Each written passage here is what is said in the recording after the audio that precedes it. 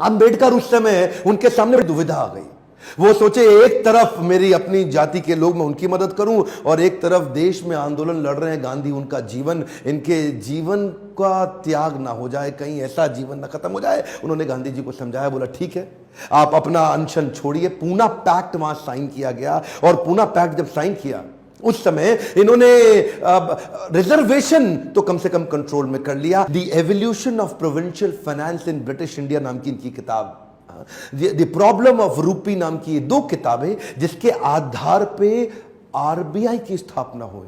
मैं दोबारा बोल दूं क्या, इन्होंने जो किताबें लिखी उसके आधार पे आरबीआई की स्थापना करी गई। कैन यू इमेजिन, भारत के सबसे निचले पायदान से आया एक यंग लड़का जिसकी कोई मदद करने वाला नहीं, आज उसकी बुद्धि पे आधारित हमारे कॉन्स्टिट्यूशन की स्थापना भी की जाएगी। इनकी ज्ञान, बुद्धि और कौशल का लोहा इंडियन लीडर्स और ब्रिटिश लीडर्स दोनों मानते थे। 1947 में भारत आजाद हुआ और गांधी जी के पास नेहरू अपनी पूरी कैबिनेट की लिस्ट लेकर के आए। जब नेहरू, जो कि स्वतंत्र भारत के पहले प्रधानमंत्री होने थे, पूरी कैबिनेट की लिस्ट लेके पहुंचे और बताया कि देखो इनको मैं तो तभी गांधी ने पूछा, इसके अंदर बाबा साहब अंबेडकर का नाम कहां है? और वहीं थोड़ी उनकी बहस हुई और गांधी ने बोला कि नेहरू ये तुम्हारी कैबिनेट नहीं है, ये आजाद भारत की कैबिनेट है। तभी उनको कानून मंत्री के रूप में लिया गया, और न केवल कानून मंत्री बल्कि तुरंत जो ड्राफ्टिंग कमेटी थी इंडियन कॉन्स्टिट्यूशन की, उसका चेयरमैन भी बना दिया गया। इनकी इंटेलिजेंस के आगे कोई कुछ बोल नहीं सकता था। जो इनसे सहमत थे, असहमत थे,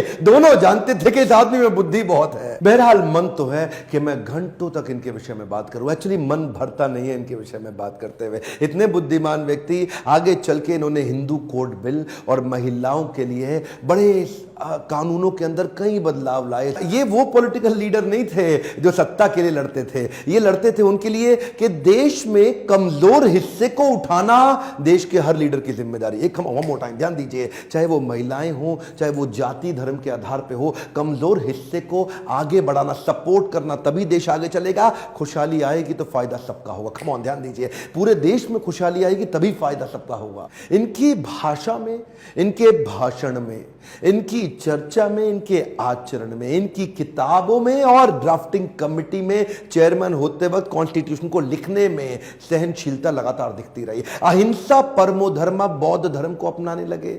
आत्मवत् सर्वभूतेषु, भागवत में बताया गया है कि बौद्ध धर्म में आत्मवत् सर्वभूतेषु, सभी जीवात्माओं को अपनी तरह देखना चाहिए। ये जो समान दृष्टि देने का उन्होंने प्रयास किया, ये उसके बाद ये बौद्ध धर्म को स्वीकार करने चले गए। आखिरी तक काम प्रेम से करते रहे, किसी से लड़ाई नहीं लड़ी। आपके लिए क्या मैसेज है इसमें? एक मैसेज लेके जाइए, एजुकेशन इज द टूल। पूरी जिंदगी में सबसे निचले कमजोर तबके को उन्होंने उस एजुकेशन के बल पे तो खड़ा किया। ये लगातार जो पढ़ते रहे लोग, इनके सामने चुप, इनकी एजुकेशन के चलते तो हो जाते थे। कोलंबिया यूनिवर्सिटी, आगे चल के इनको number 1 scholar in the world की उपाधि से नवाजा गया। देश ने इनको भारत रत्न दिया। एक बात समझ लीजिए, इनके बराबर लीडर पृथ्वी में गिनती की होते हैं, परसेंटेज में नहीं होते। लर्निंग क्या है? Education is the tool.